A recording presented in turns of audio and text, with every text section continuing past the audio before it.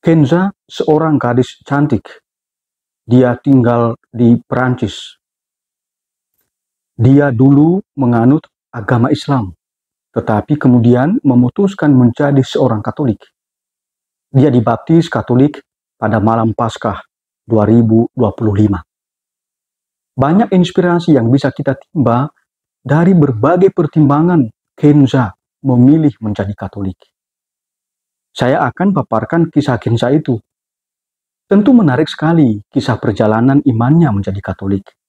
Namun, sebelum itu, ada satu pertanyaan yang perlu kita renungkan bersama. Mengapa perayaan baptis dalam gereja Katolik sering diadakan pada malam Paskah? Apakah hukum gereja Katolik menganjurkan bahwa malam Paskah sebagai waktu pembaptisan? Saya mau menjawab pertanyaan itu. Salve, saya Pastor Posinus Gule OSC. Sekarang bersama Anda menyampaikan satu topik yang menarik. Marilah tonton video ini sampai selesai. Jawaban atas pertanyaan tersebut bisa kita temukan dalam kitab hukum kanonik dan juga dalam kitab suci.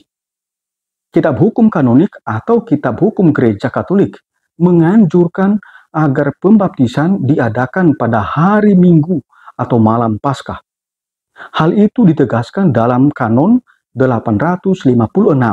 Saya bacakan, marilah kita dengarkan. Meskipun baptis dapat dirayakan pada hari apapun, namun dianjurkan agar pada umumnya dirayakan pada hari Minggu atau jika dapat pada malam Paskah. Berdasarkan kanon 856 tersebut, gereja menegaskan hari-hari di mana bisa diterimakan sakramen baptis, yaitu pertama, pada hari apapun, pada hari apa saja.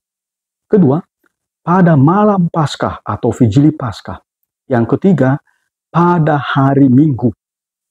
Alasan untuk lebih menganjurkan pembaptisan diadakan pada hari Minggu atau pada malam Paskah adalah untuk menonjolkan karakter Paskah dari sakramen baptis.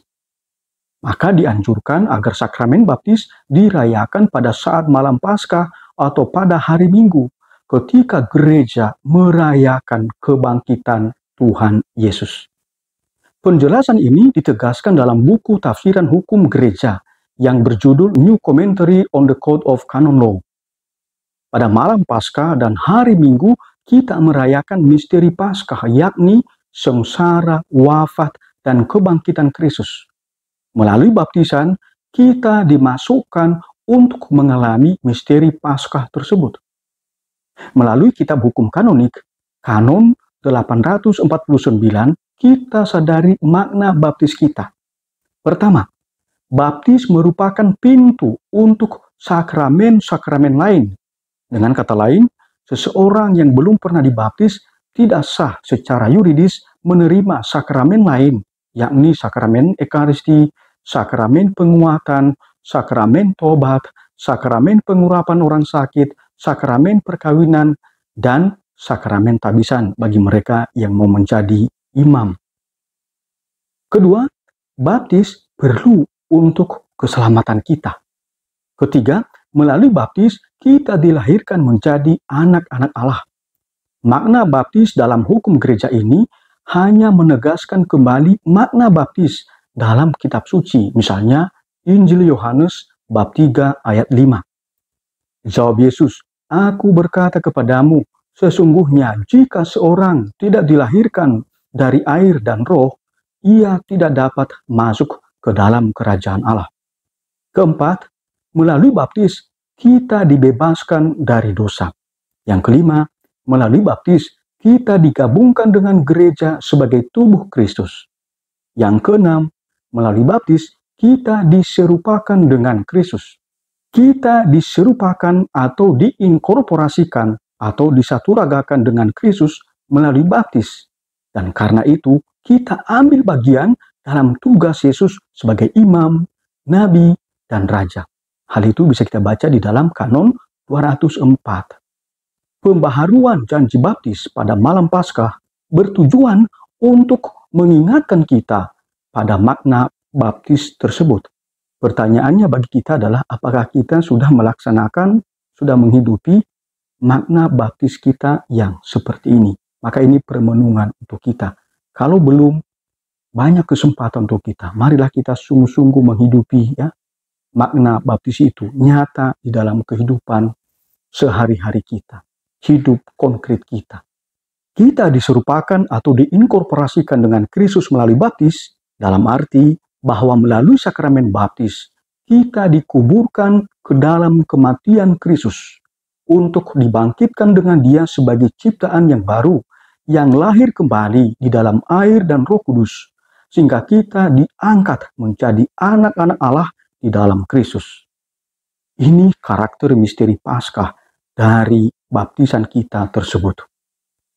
Rasul Paulus sendiri dalam Roma 6 ayat 4-11 mengajarkan bahwa kita telah dikuburkan bersama-sama dengan Dia, dengan Kristus, oleh baptisan dalam kematian, supaya sama seperti Kristus telah dibangkitkan dari antara orang mati oleh kemuliaan Allah Bapa.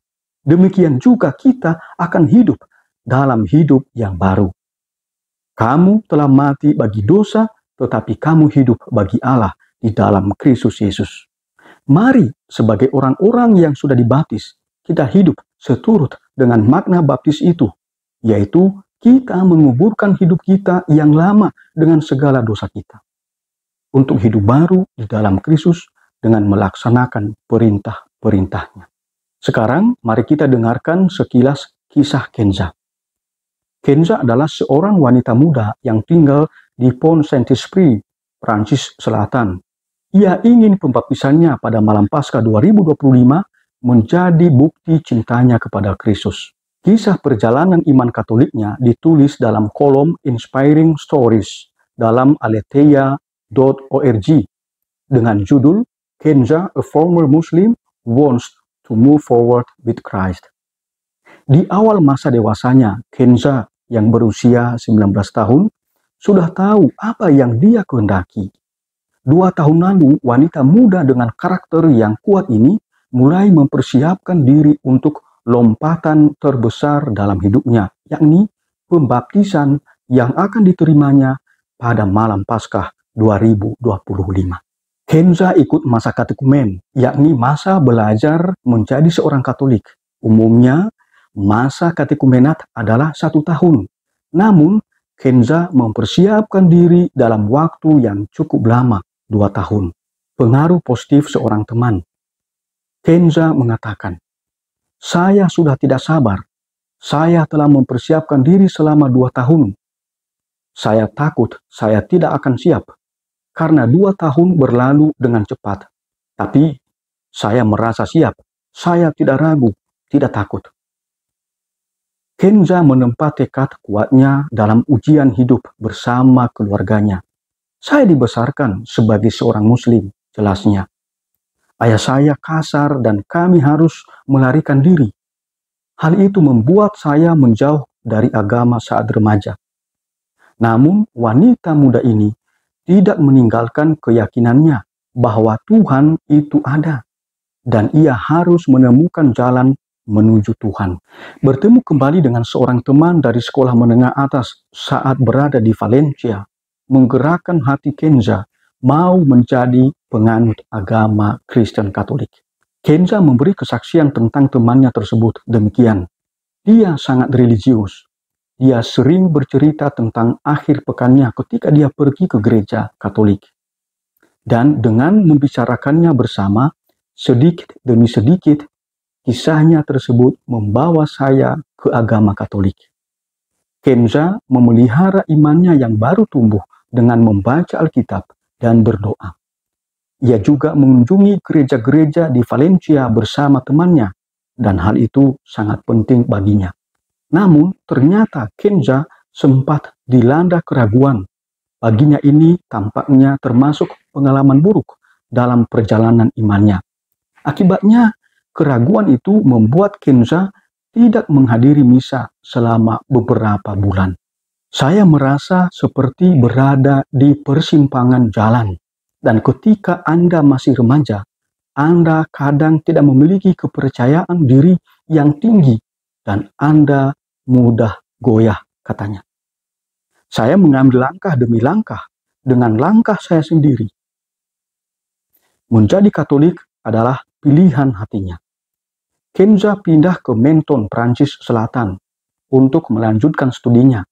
Di sana ia menemukan sebuah komunitas paroki yang menyambutnya dan membuatnya merasa seperti di rumah sendiri.